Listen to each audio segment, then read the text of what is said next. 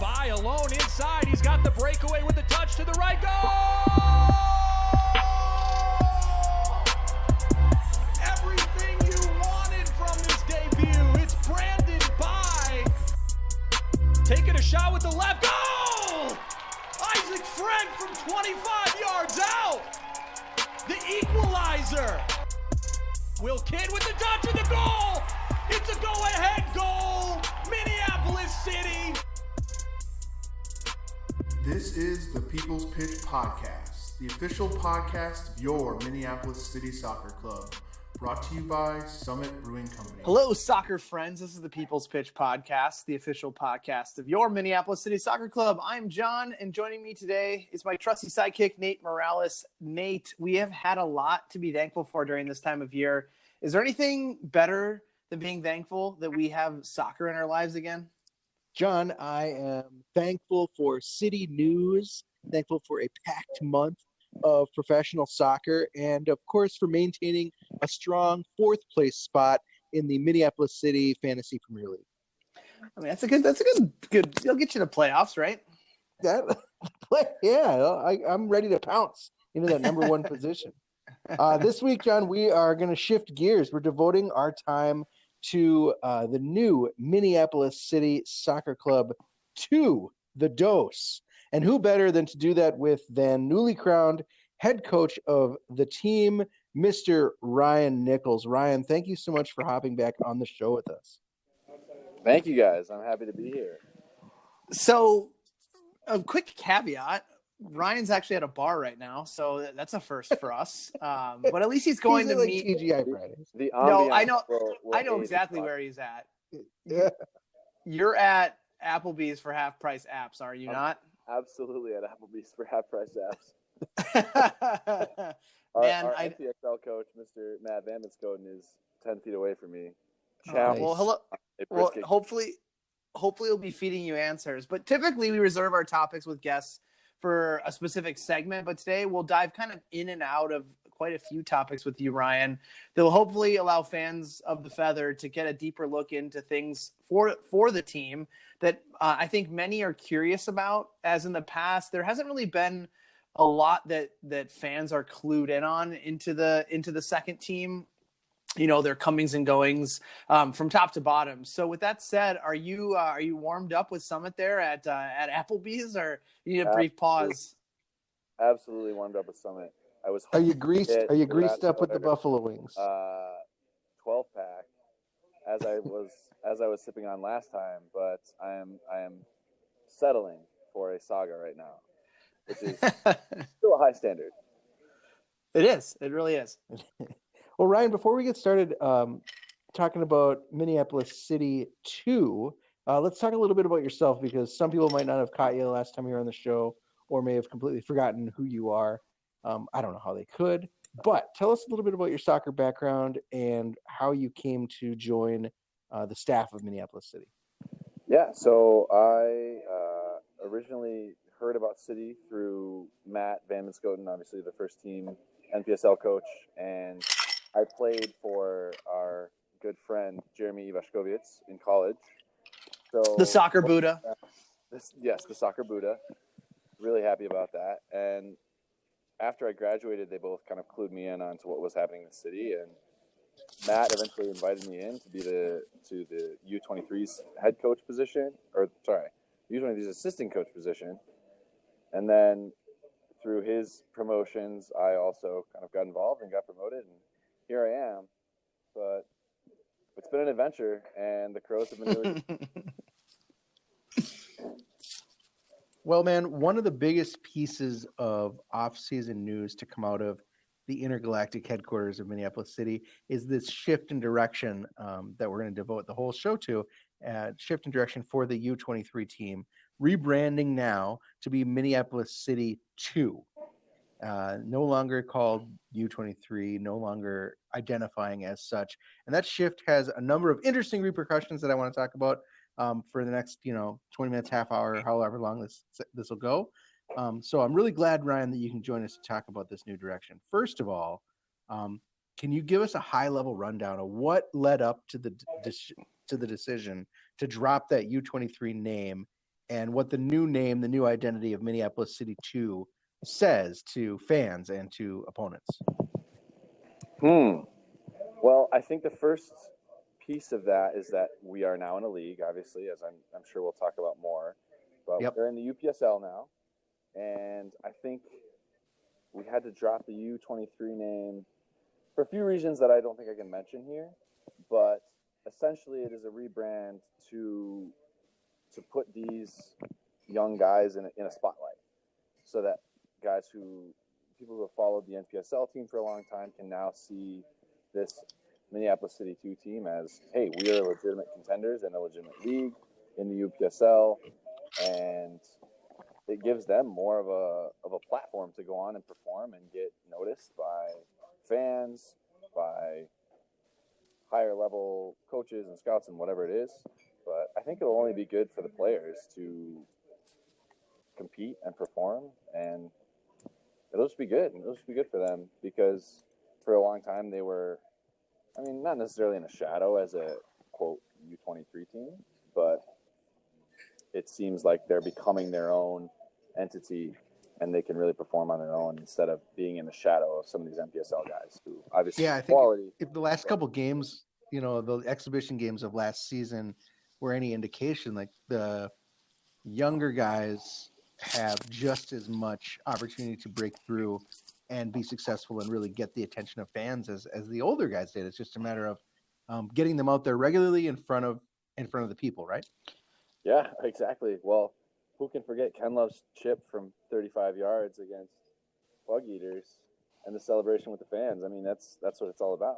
We had totally a couple guys. I'm thinking of Eli Goldman, for example, who came up to the NPSL team from the U23s and performed really well. So these guys have the skill, they have the talent. It's giving them a platform, and I think this rebrand and this entering into the league definitely does that. I think what I kind of, through my recruiting trails when I'm talking through with college coaches and interested players, I kind of dissect it down to them, because when they ask me very often, like, so what's the difference between the teams? And basically the way I've put it now that we've rebranded this team is that, obviously we're the brotherhood still, but it's a brotherhood with two different game day rosters. It's not a, something we'll probably talk about a little bit here when we talk about the development piece. It's not a step down by any means. And nor was, like you mentioned, Ryan, it wasn't a step down in previous years, but it was kind of looked at that because there was, one letter and two numbers put after the name of the team. So I think that it truly is one group of just talented players, and where they land is where they land for a game day. Yeah, no, I agree. I think there was a couple times in training where the quote unquote U23s beat the NPSL team in an 11v11 scrimmage. So yeah, I agree. It's all about giving these guys a platform, and I'm excited to do that. And having this position is a real privilege for me. Does dropping that U23 moniker open the possibility of really open the roster up to maybe some older guys or maybe some segments guys who are hoping to compete at a higher level? Or is it just still strictly for, a U23 type player that just isn't going by that name? I would think it's more the latter than the former. However, I don't think we ever really viewed it as a strictly U23 team. It was a way of getting into the system, and I think that U23 name appealed to a lot of younger guys. But I think now this rebrand does open it up to some guys who could be a little older and who definitely still have it, and just getting in the system. We have a lot of people asking to play for us for whichever team, NPSL, UPSL, getting in the segment system. So I think this rebrand will only help with that, because it opens it up to not just guys who are coming out of high school and maybe freshmen and sophomores in college. Yeah. We'll talk about this a little bit probably later too, but we're joining at a level, or the City 2 team is joining at the UPSL, which is at the level of Minneapolis City when we first were founded. It's basically the PLA by a different name, which means we're going to run into some of those same teams eventually. potentially, I should say, run into teams like the Croatians again, teams like the Bavarians, the who's still in the league, John, that we would be familiar with, that's going to be more local. I think that's pretty much it, to be honest with you. Totally turned over. Yeah, it's kind of completely turned over. We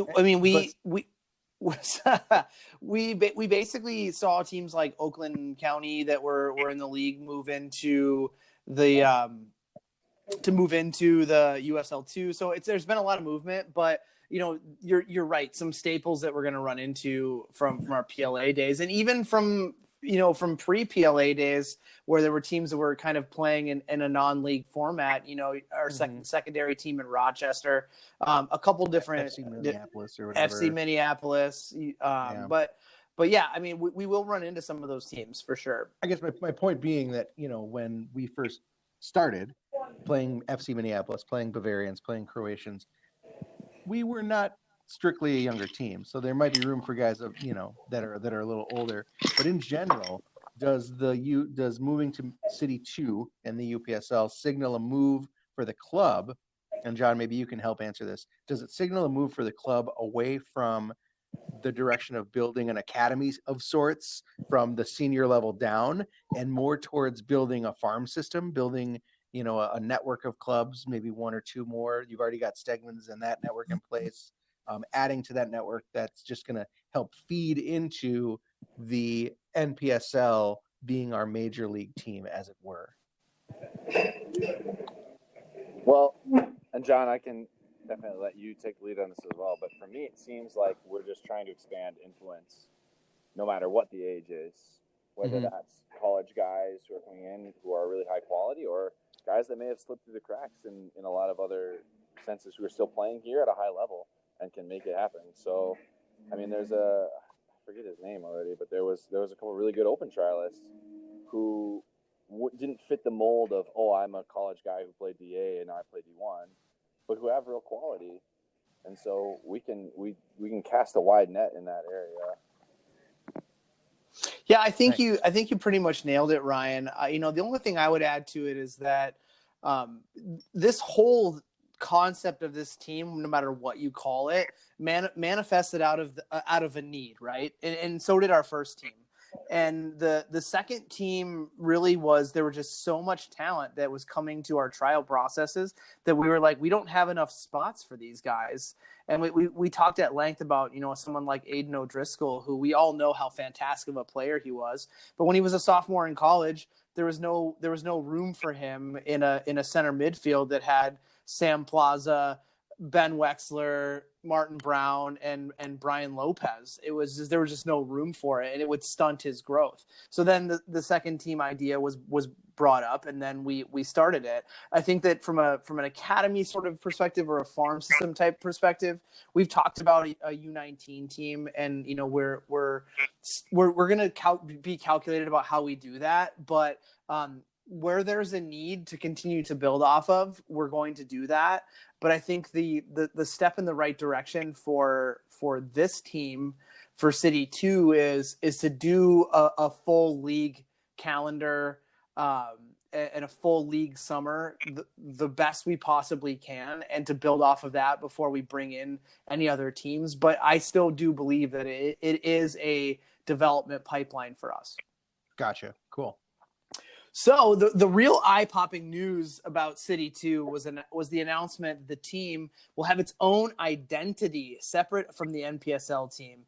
And that starts correctly with the adoption of the sweet lightning bolt kit. I call it the David Bowie. I don't even know if anyone else does. I'm sure they do. The Bowie kit that the NPSL team passed on. I really wouldn't say they passed on it so much. The voters passed on it. The voters definitely passed on it. The members have spoken.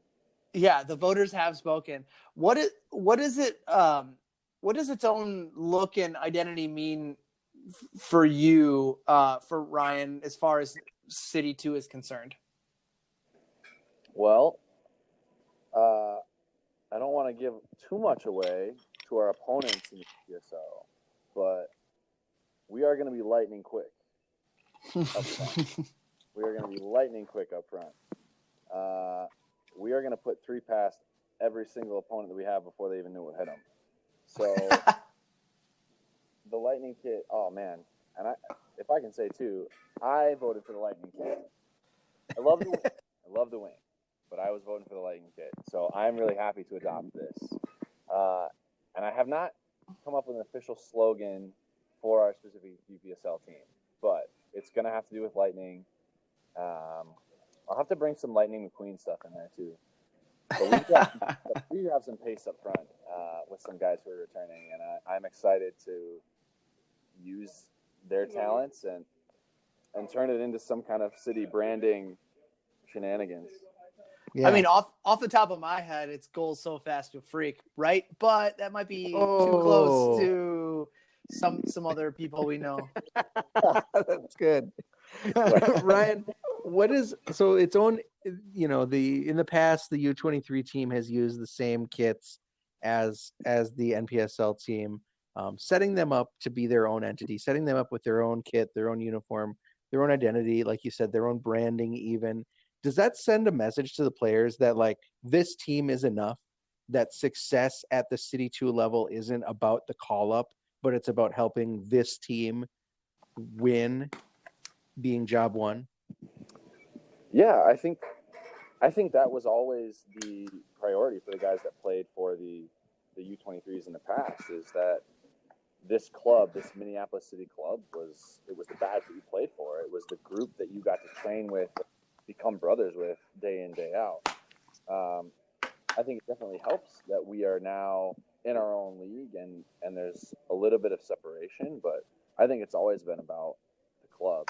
And we've trained together the last 2 years, and there's never been any animosity or tension between the two clubs. And I think for a lot of guys, it's about, with guys from U23s, first team, UPSL, NPSL, it's always been about the club. So, yes, I think in a way it does help these guys kind of prove on their own platform outside of getting a call-up. But I don't think that that's ever been an issue. So as we've talked about this before, as most people know, the team is played a non-league schedule for the past 2 years, one that, has seen the young Crows, including yourself, getting some game minutes. Take on many well-established and very talented teams across the country. But this offseason, really the players spoke, right? And they told us that they wanted a shot at trophies like the NPSL team. So it was announced that we'll be competing in the North Division of the Midwest Conference. I don't even know if I have that correct, but it sounds correct. Of the UPSL. Ryan, tell us about this move and what it means for the players moving away from our initial model, and of who, and then who they're going to be playing against in this kind of full national league slate now. Right. Again, yeah, I agree that our schedule last year, even though it was non-league, was very competitive. And I think the guys got a lot of quality minutes against quality opponents. But again, it's about platform. It's about the stage that they can compete on. And I think being in an official league, competing for points and trophies definitely helps with that. Our Hayward Trophy with the quite seem enough for a lot of these guys. I could talk about that for a while, but no, I think it'll be good. And again, it's about platform, and the teams that we'll be playing against will be quality. I mean, Flora won the league last year and went and played Bavarians in the Midwest region, whatever. But if we end up winning the league this year, we may go get a little rematch against Bavarians from way back in the day when the first, 2016 when Minneapolis. Yeah, we drew. Probably won't lose 10-1 like Flora did. I hope we won't lose 10-1 like Flora did. I was going to actually drop a 10-1 just because might as well get another team hating me on the internet. Might as well drop the jab. But I will add, though, that the U23s did play against the Bavarians, and I only mention this because it was the only U23 game that I coached, and we won 3-2. So just going to put that out there. That you want a job? I mean, no. technically my win-loss record will always be better than yours because I hope to never have to coach the team again. But hey, I will My if you need me. Also will never be matched in terms of how poor the record was. Well, you already mentioned Valora City. We know that also there's FC Minnesota, give or take whatever you've heard about them, that have drawn interest in this division. What other teams can we expect to see on the schedule this year? So let's see. We got Valora, FC Minneapolis. There's a few new teams that are out of Brooklyn Park. Brooklyn Knights will be playing, Twin Cities United, and these should be real wild cards. We don't know what quality players they have, but usually these teams can put a good side on the field. So it's going to be physical. It's going to be tough to go in to these places like Brooklyn Park and get results. Let's see. Who else is in there? We have. I see a team called Maplebrook 58ers. Sorry, what was that? I see a team called Maplebrook 58ers on the website. Oh, yeah. They're a wild card too. We have no idea what they're going to bring. It could be terrific. It could be terrible, and anything in between. Is that? I wonder what it has to do with the Twin Stars. If anything, the word on the street is nothing, but we'll see. Okay. We will see. We're gonna have to let the fans see. But, and there's also a few other teams too, right? Rochester and is there anyone out of state? Dakota Young Stars out of Sioux Falls. They should be a fun road trip. So essentially what I'm hearing is that the previous, and I'm just going to hypothetically speak here because I already know the answer. The previous version of this team was very much built on a lot of travel, where now it's a lot of local, right? Right. Yeah. So not as many super fun road trips to Omaha. No, I think it'll be good, and I think it adds to the availability of a lot of these guys who, I mean, it's lower level soccer. They have jobs, they have internships, so it makes it easier for them to come out and prepare and perform. So yeah, absolutely. So the UPSL as a whole, as a league, seems to be unknown locally, even though we mentioned there's quite a few teams that are close to us that are in it. But for the casual NPSL fan, might not really know about the league. We've also seen that the strength of the league, outside of maybe the Bavarians and the Croatians in the Midwest, has been very heavy on the good teams kind of living on both coasts. Do you feel like this conference will be what the players want out of a summer season, seeing that it's our first try at putting them into a league? I definitely think it can be. I think because of the unknowns, we might be walking into a trap. We might be walking into a really quality division in this league. So I think whatever happens, if we end up winning the league and move on to a bigger stage where we play the Bavarians and the teams from the coast who are really good, I think it can only be good for these guys. They're training in the Minneapolis City environment. They're playing league games that matter for points, and so they're going to be prepared and they're going to be ready to put on a show. And I think there's a positive aspect to this unknown, because if we can string a couple good quality games together, people are definitely going to take note.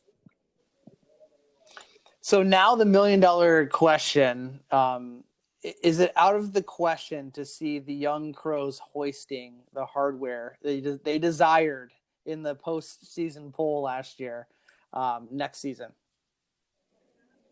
I'm going to throw the gauntlet down and say I think we can do it. I definitely think we can do it. And we are going to prepare and train and come in with the swagger that we do. And if anyone else doesn't like it, they can beat us, or try to anyway. Well, hopefully, unlike the NPSL last 2 years ago, they give the conference winner a trophy you can actually drink beer out of instead of one with a bunch of holes in it. That's true. And then we'll be able to hoist it up full of Summit and just get after it after you guys win your first conference title. Right.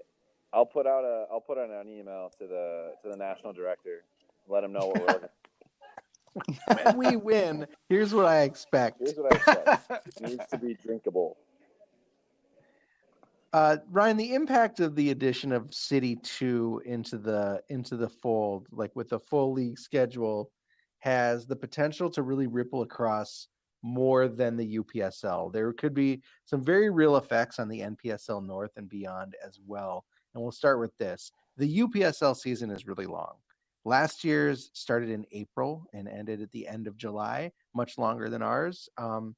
In the NPSL, conceivably, players named to the NPSL squad could get crucial match minutes in the weeks leading up to the start of that NPSL season. Is that something that we're going to use the team for, or is this going to be sort of separate entities with separate philosophies and separate goals, and less players shifting around up and down, up and down, up and down? Well, I don't know about the amount of players shifting up and down, but I do know that I will be in conversation with Matt a lot about who on the NPSL roster needs minutes and what our schedule may look like. We still don't know if we're going to play an 18-game schedule for the UPSL, or if we're going to play a 5-game schedule, or anything in between. Which teams will really show up, right? Right. We don't know which team might not even let us into their stadium. Who knows?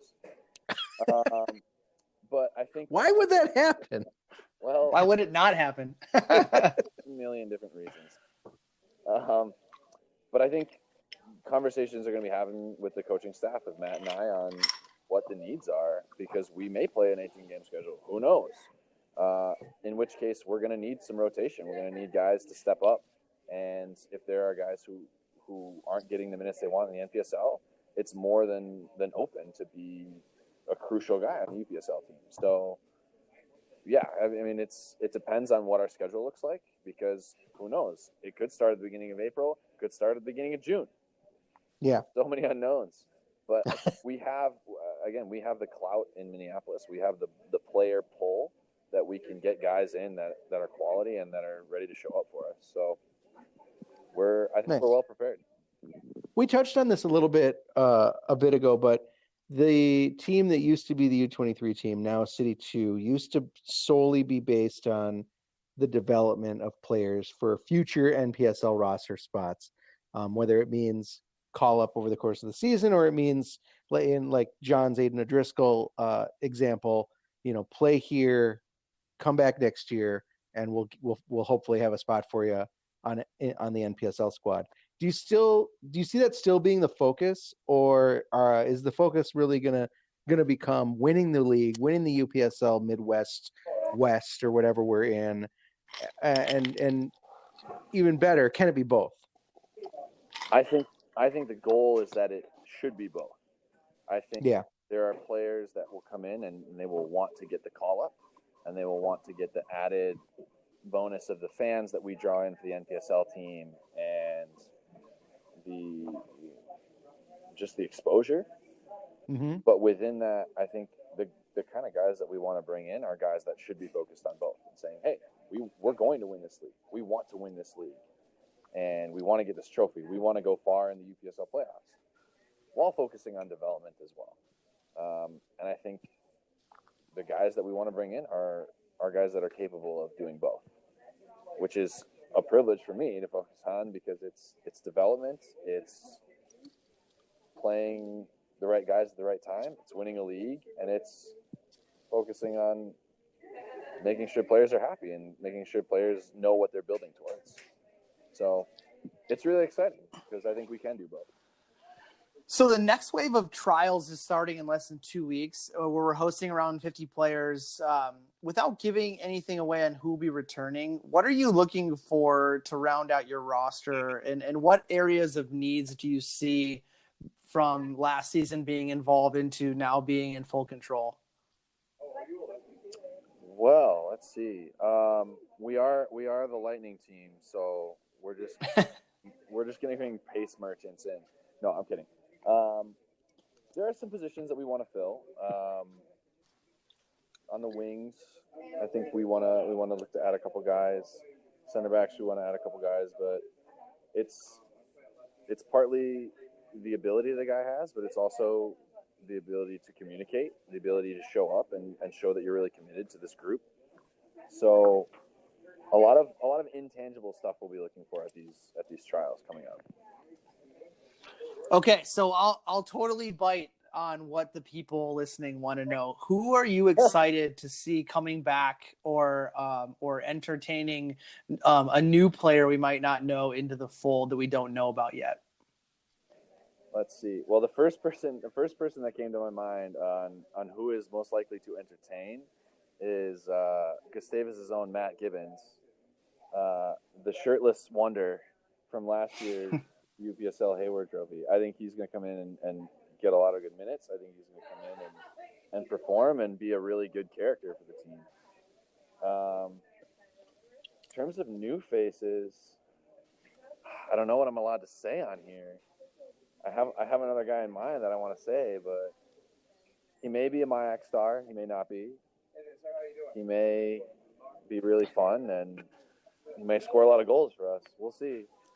I think we may have had a little bit of technical difficulties there and did not get the name of the person that you just said. You didn't say it. So perhaps we just leave it like that, so everyone knows. Totally.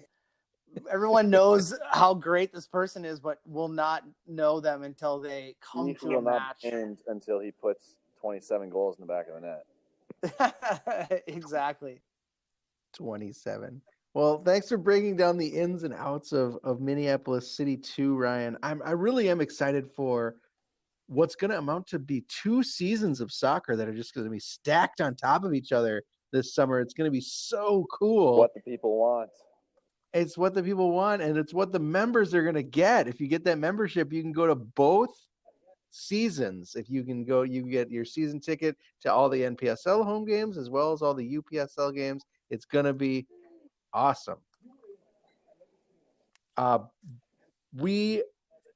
There's a little more for you here, Ryan, because we want to involve you on the next segment. Something we used to do with our guests, that we were looking for a little fresh take on how to entertain or how to involve the guests and get something interesting out of them that they might, especially if it was someone like Trey Benhart, who's a little tight-lipped. You've been fairly entertaining, so it's fine. But we've put a few guests through the ringer. So John, why don't you introduce kind of what we're thinking for this next segment? Well, like you said, Nate. We put some of our guests through the ringers before with what we call our guest game segment, the game of games, if you will. There was, a couple that you've been involved in, Ryan. There was the Lupien Automotive Speed Round.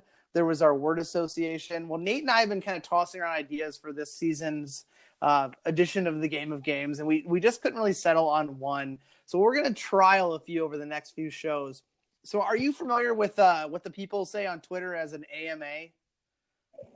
No. I'm not on Twitter.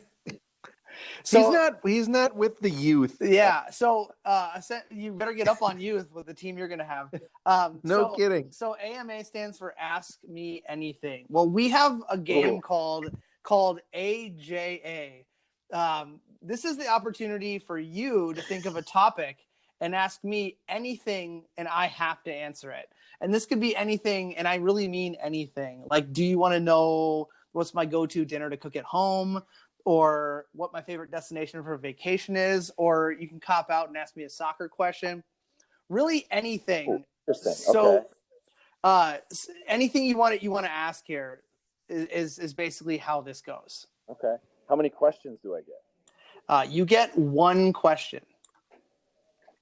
Okay. So, all right. I think I'm ready. All right, Ryan Nichols, head coach of Minneapolis City II. It's your turn to ask John anything. All right, John. This is the first thing that popped into my head because I am really curious about this. Who was, when you were playing in Germany, who was the most annoying player that you played against? Who did you hate the most? Oh, who did I hate the most? I'll ask a follow-up question. Are you talking about just any player, or an opponent? Because that'll definitely shift my answer. Because An opponent. I would say opponents. And follow-up question: does said opponent have a Wikipedia page that I can go stalk?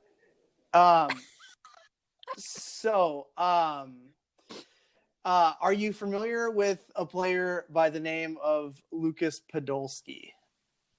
I am. I've seen his Wikipedia page before.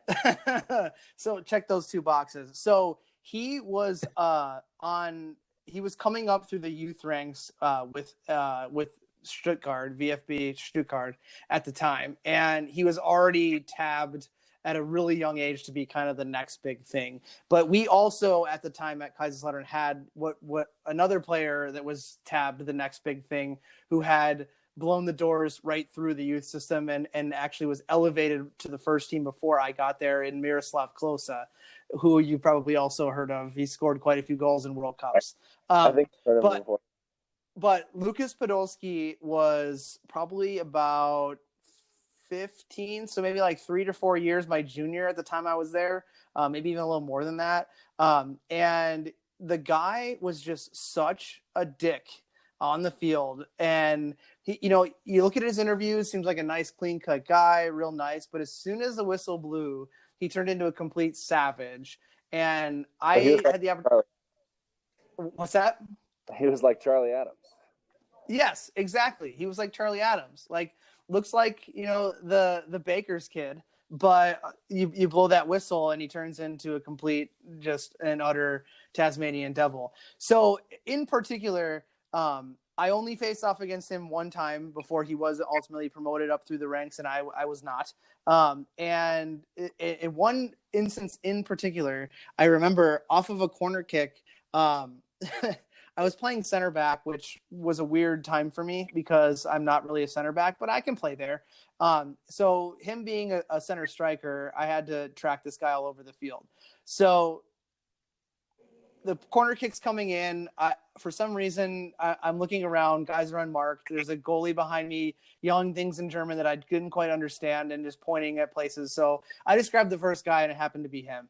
And as the ball came in and he went to make his run, I looked down and he's standing on my foot.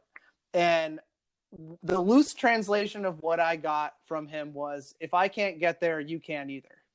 And then the ball sailed over both of our heads. And then on the next ensuing corner kick, he elbowed me in the chest, not standing on my foot, and then beat me for the goal. So that Ryan Nichols, head coach of Minneapolis City II, is the guy that I played against over there that I can't fucking stand. That's amazing. I'm going to go give him a like on Twitter for that. Just find a random tweet of his and just like it. Just like it. You know what this is for. Some German thing. You know what Well, awesome. That is all for tonight. Ryan, it's always a pleasure to have you on. We really appreciate you joining us to talk about your team, Minneapolis City II, that you will be helming in the 2020 season, which feels weird to say, is on the way. We'll let you get back to your endless apps, half-price apps, Buffalo Wings, and Summits here. Matt is looking at me. He's looking at me right now. He's giving me a picture. Well, thanks as always to you, to our show sponsor, Summit. Speaking of Summit, winter is here, and Summit right now. He's drinking my Saga. He's drinking your Saga. You better get over there and finish it for him. I know. Take it back. Thank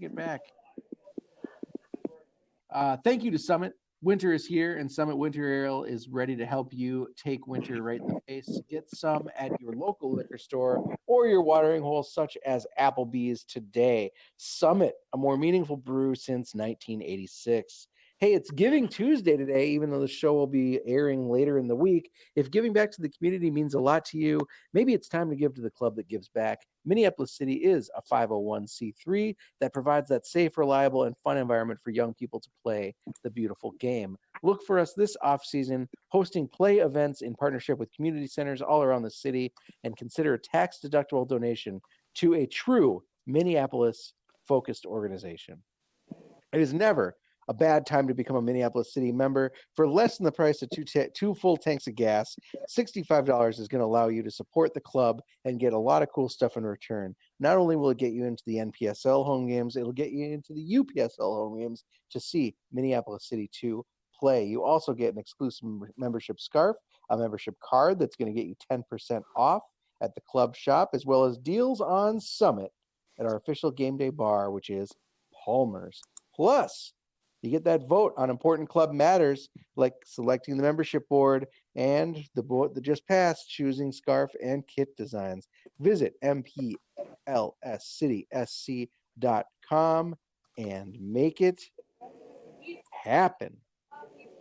I do have a slight retraction. I got the team name wrong. It was not Stuttgart.